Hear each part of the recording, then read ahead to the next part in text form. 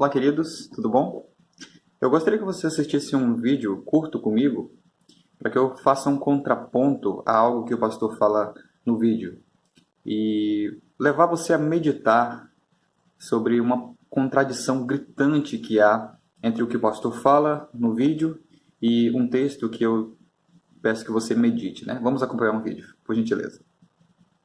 Não sendo por causa de adultério, quem a sua mulher e ela não cometeu adultério e casar com outra, comete adultério. Os discípulos na hora disseram: Jesus, se a regra é essa, não convém casar não, porque vai ser difícil você ficar morando debaixo do mesmo teto com a mulher que lhe é fiel, mas não toma banho, é fedida, não sabe cozinhar, é chata, fica fazendo pergunta, resmunga de tudo, é encrenqueira com qualquer coisa. Não aguento, não tem condição, não posso largar essa mulher. Não, se ela não cometer adultério, não. Então, querido, você pode perceber pelo relato do pastor que ele abertamente defende o recasamento no caso de adultério, né? Você ouviu isso, ele fala isso com muita tranquilidade ali, explica e tal, que em caso de adultério pode haver um recasamento. O problema dessa interpretação é que ela é contraditória ao que o texto de Marcos fala, porque Marcos relata a mesma situação aqui de Mateus. Não só Mateus escreveu isso, essa conversa com os fariseus. Marcos também relatou. E no relato de Marcos, nós temos algo diametralmente diferente. Ora, nosso Deus ele não é Deus de confusão. Como que esse pastor aqui, ele fala uma coisa e Marcos, Jesus no relato de Marcos vai dizer outra coisa totalmente diferente. Porque essa conversa que Jesus tem com os discípulos, que Marcos relata, é momentos depois, provavelmente horas depois dessa conversa aqui com os fariseus. O texto mesmo, ele mostra que, em particular, os discípulos chegaram a Jesus e perguntaram acerca desse assunto de recasamento.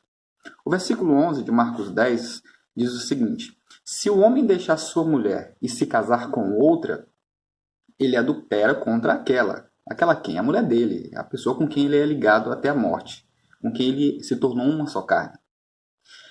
E a esposa traída? Como é que fica? O texto do versículo 12 diz o seguinte: e se ela repudiar o marido, que ele é marido dela, e casar com outro, ela adultera. Ela adultera por quê? Porque o texto de Romanos 7, 2 e 3, mais especificamente de Paulo, ele diz que a mulher casada, ela está ligada ao marido enquanto ele vive. Ou seja, Paulo faz uma repetição literal do que Jesus diz em Marcos, só que com outras palavras. Veja que Jesus também disse que ela vai estar em adultério se ela se casar com outra. Assim como Paulo diz aqui em Romanos 7, 2 e 3, que se ela vier a se unir com o outro sexualmente, com núpcias, o casamento no caso, ela vai ser chamada de adúltera.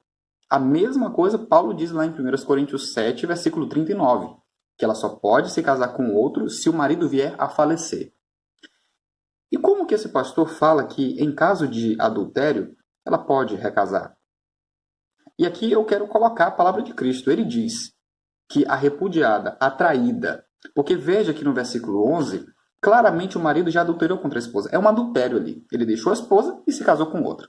Ele pulou a cerca, né? Já adulterou com ela. Já adulterou com outra mulher contra a esposa. Aqui já há um adultério. E Jesus diz, e se ela, a repudiada, se casar com outro, ela comete também adultério.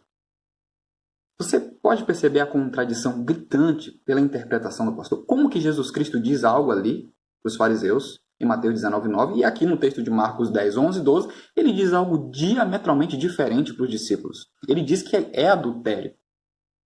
Percebe? Você consegue entender? Então, queridos, é um problema muito grande que eu vejo na interpretação de muitos pastores, porque eles jogam a coerência bíblica fora.